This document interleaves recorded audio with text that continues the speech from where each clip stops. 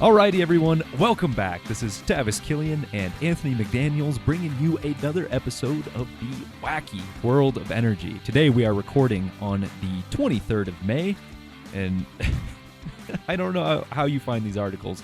I put Monday Madness together, and it's some pretty normal, relatively decent things, but these, I'm excited to talk about these today. Oh, yeah. Another exciting week on our Wacky World of Energy. Another wacky one. More stupidity. Trust me, there's plenty to go around.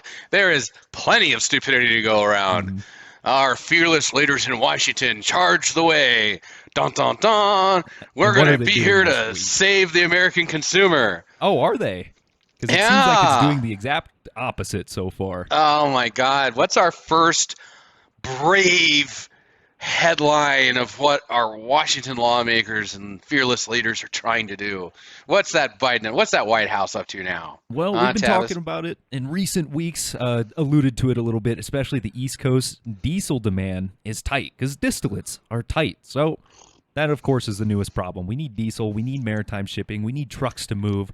So in this article from Oil Price. How about the headline? Let's start with the headline. Let's read the headline because it's going to sound so heroic. Sorry, I get ahead of myself. This is an article from Oil Price.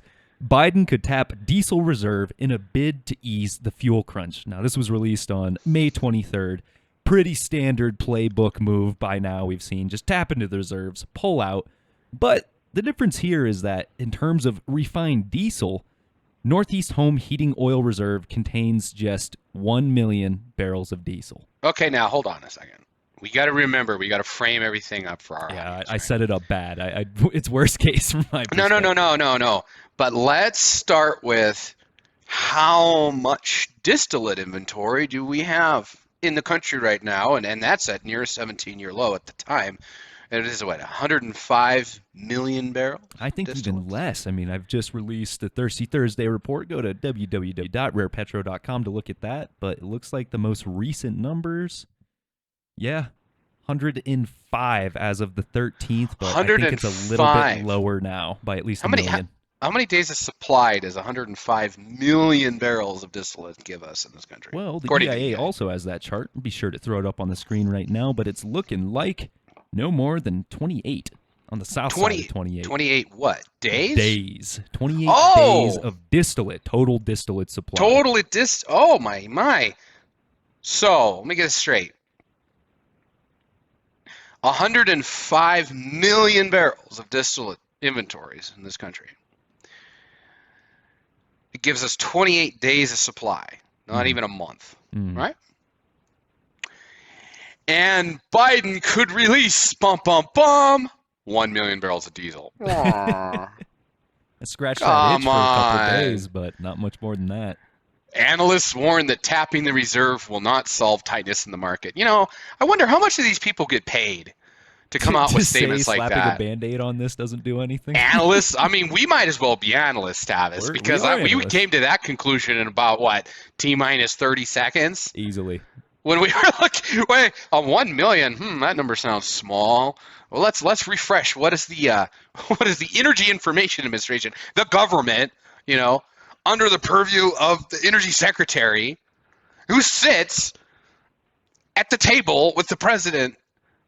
These people are totally idiotic. I don't think they're that stupid. I think that they hope the average American is that stupid. Oh, I think they are too. Because even, the last part of this article, Andy Lipow, president of Lipow Oil Associates, I think he put it great. Quote, "It's a Band-Aid, one that isn't going to last very long when it comes off the injury, and the injury's not healing." Yeah, we're not solving the root of the issue at this point. We're just going, pull it from there. Ooh, we have that saved up, pull it from there. We're just taking from savings and not bringing any more money in from a financial metaphor, right? Not just a Band-Aid, or it's a Band-Aid, yeah? It's just this does not solve the root of the issue, which everyone listening to this segment knows. We've been talking about it for months. We need more production. And fortunately, rig count's going up, but it's going to be a couple of years until we see some direct results. And diesel's at $6.43 a gallon in New England? Oh, my God. Yeah. Well, that's okay. The government, again, they're stepping on in. Oh, the Department of the Interior provides offshore leasing program update. That sounds like a promising solution. I like this. Where do we go into there? What's our fearless government doing Well, here? despite the rather positive headline of this article, it was released on the 23rd from RigZone.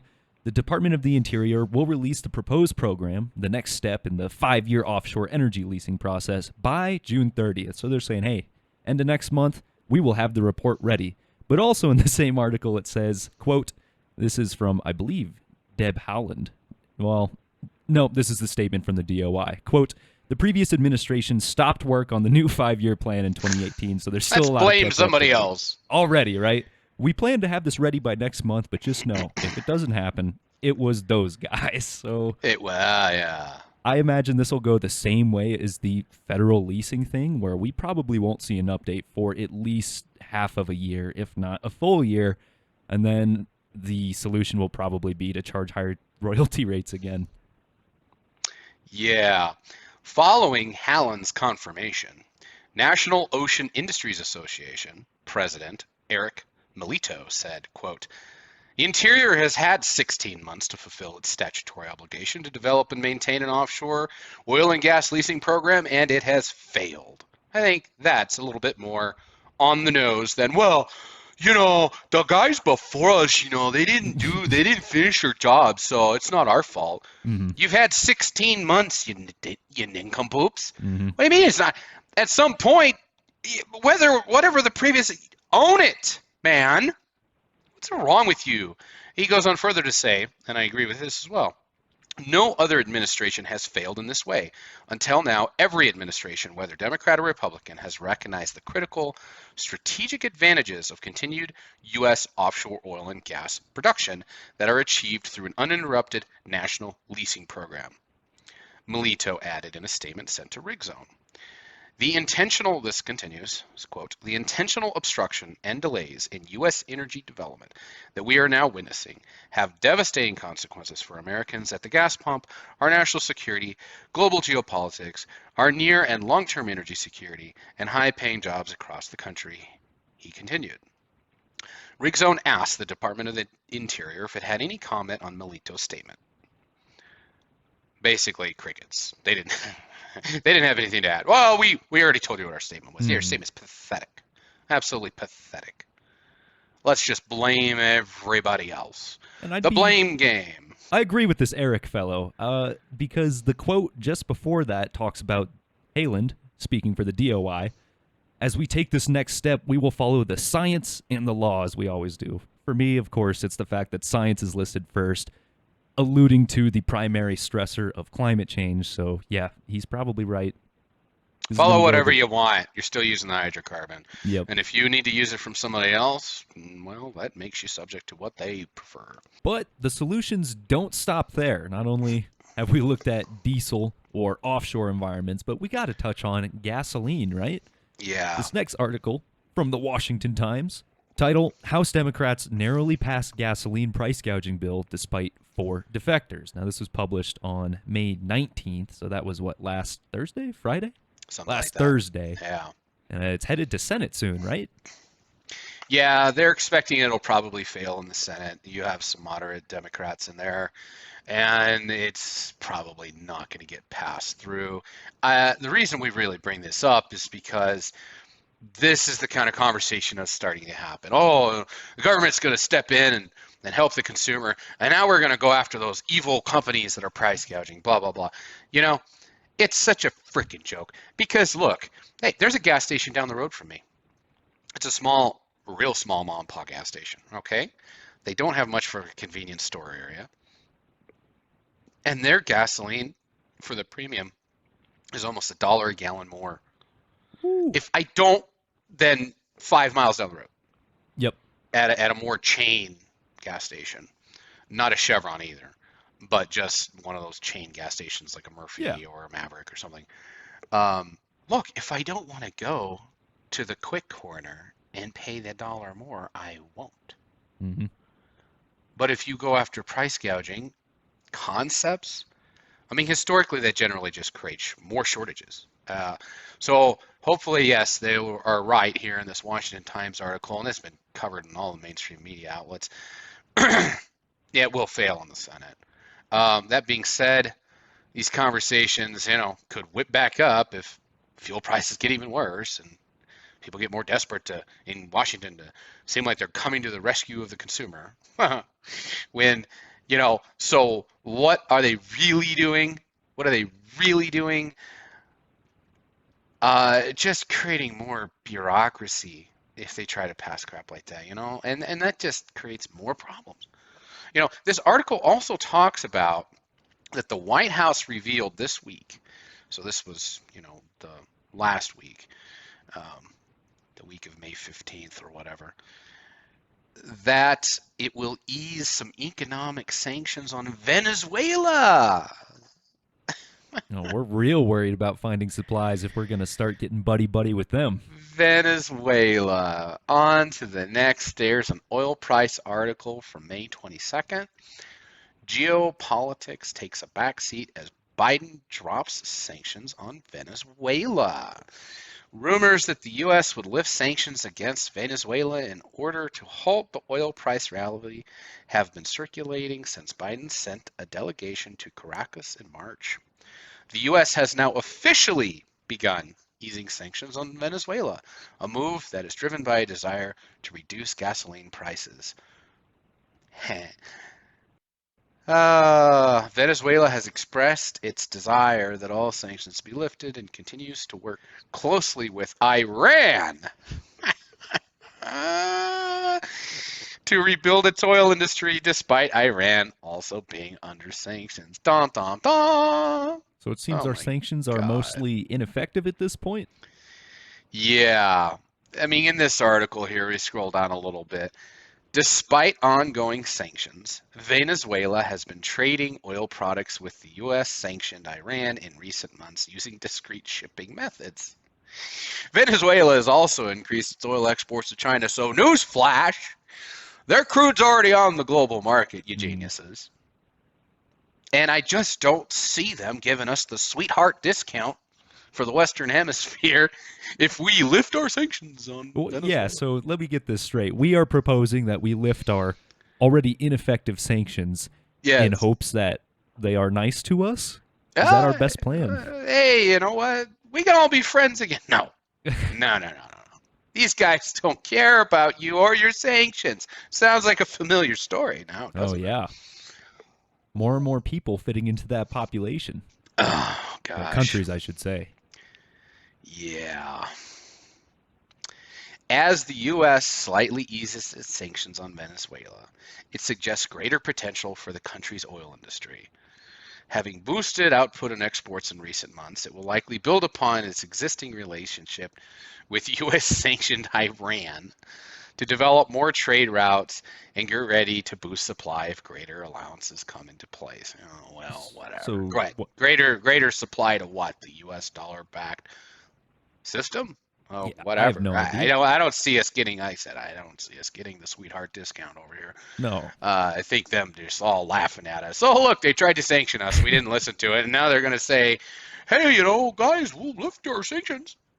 What are we going to do? We need oil from you. Give PDVSA money to repair their already broken infrastructure to produce oil elsewhere? That might actually happen. That's a not in my backyard solution that I feel the Biden administration would love to pursue, but I don't know how people would feel about the United States funding the Maduro regime. It's like they're trying to convince the American consumer. I get the sense that they're trying to convince the American consumer that there's all these extra barrels just sitting out there waiting to be unleashed on the global stage to help with our supply problems. And all we have to do is just wave the magic wand of, we're going to lift our sanctions. Oh, yeah. You know that those physical barrels, at least a good chunk of them, already on the market. Mm-hmm. They don't care about your sanctions now. Okay? And that's fact. That's fact. That's what's going on. It's being reported everywhere. So, what do we have that comes out of all this? Everybody wants to talk about price gouging from big oil companies, and we need to go find oil where? In Venezuela? It's not a terrible spot to look. Because they're so effective and so friendly historically, yeah? And they've been listening to those sanctions just totally fine, perfectly. Yeah. Oh, those evil price gouge. I decided just as a little snippet here to pull up, and everybody's got this image in their head was probably accurate in 1910, with Standard Oil, like Oh, yeah, the back in the U.S. day. oil companies controlling so much. When it actually was controlling so much. Yeah, yeah. Let's look at one of the. Pull this up on Statista. The net crude oil and natural gas liquids production of Chevron. I mean, this is natural gas liquids too. This is more than just oil. Well, in the last year in 2021, according to Statista, Chevron produced globally 1.8 million barrels a day. And that also has NGLs in it. It's not just oil.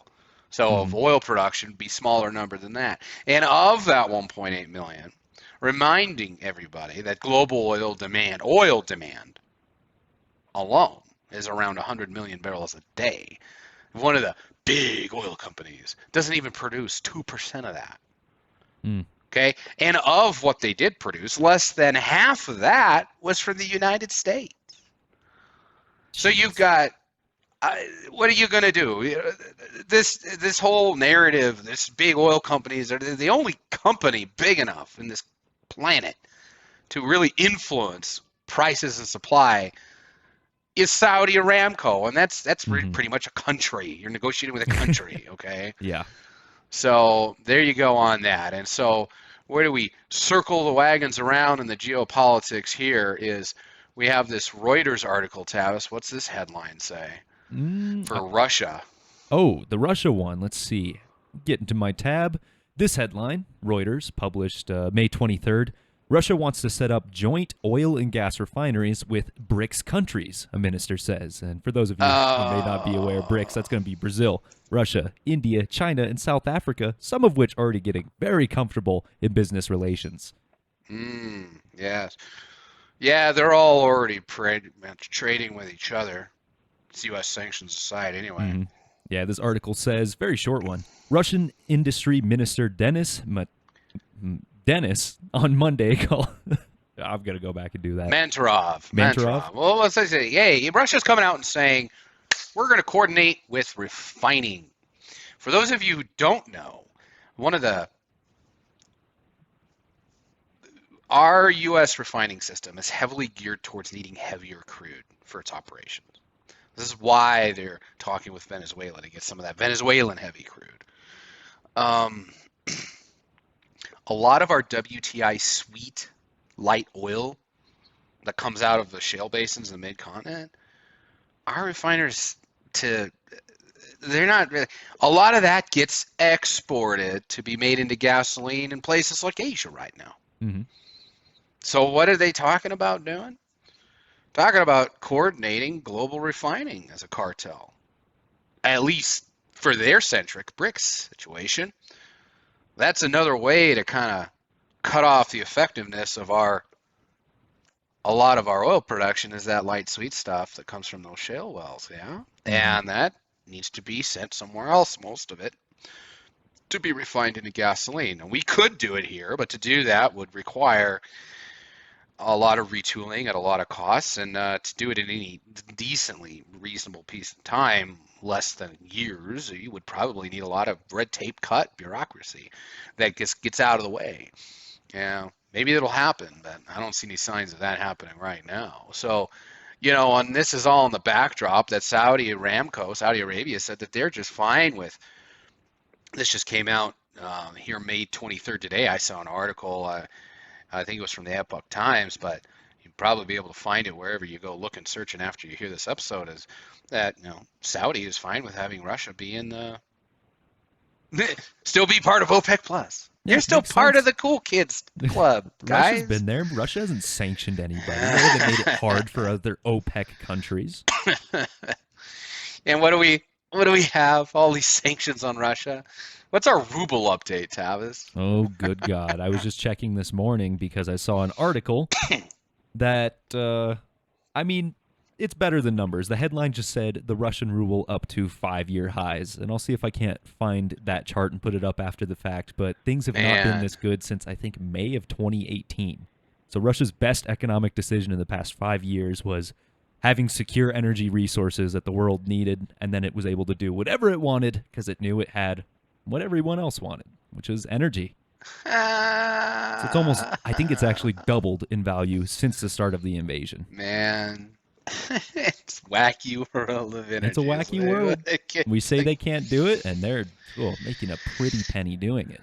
Oh man, what a joke. Yeah, there's always money to be made. Yeah, yeah. Uh, it all just comes down to if you want more, say so, and what happens. Mm-hmm. You got to produce more of your own stuff.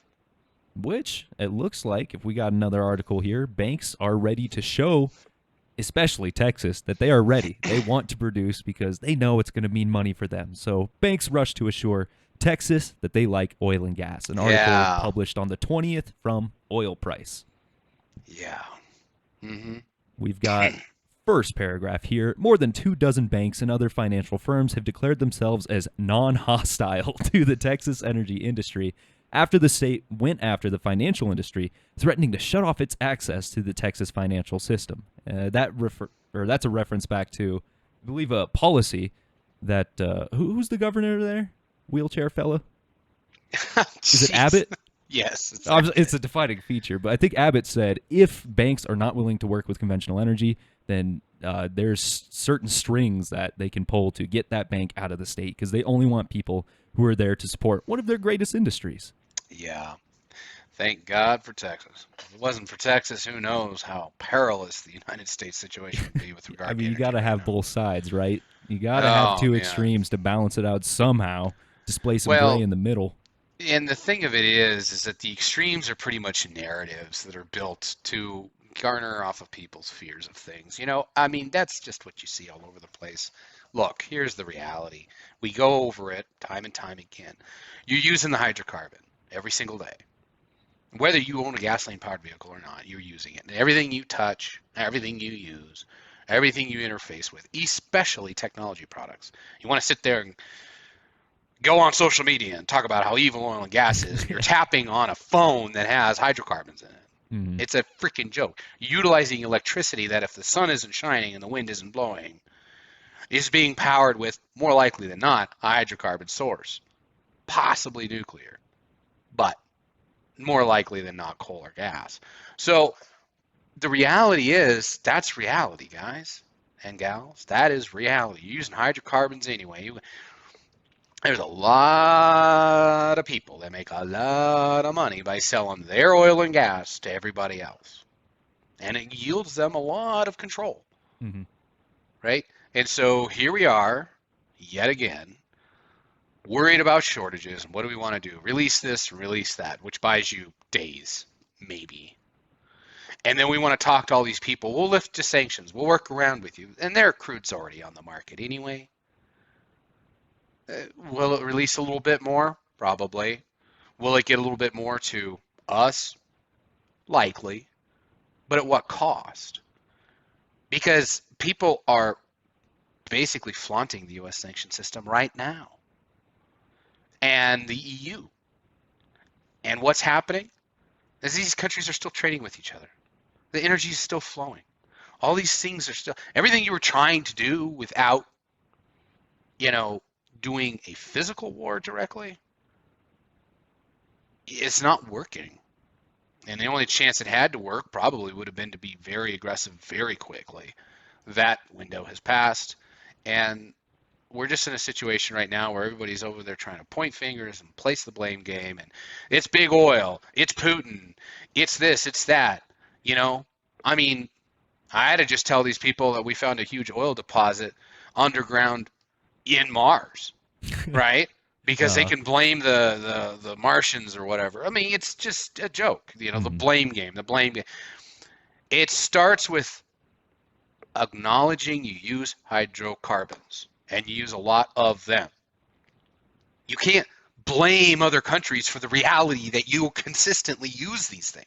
You can only blame yourself for not being honest with yourself about that and relying on other people who may not care as much about human rights or the environment or your political system or your ideals. That's your problem, all right? You need to look in the mirror and say, oh man, I'm using all this stuff and I'm blaming everybody else for not doing it on my terms. Well, if you want to do it on your terms, you got to bring it home, man.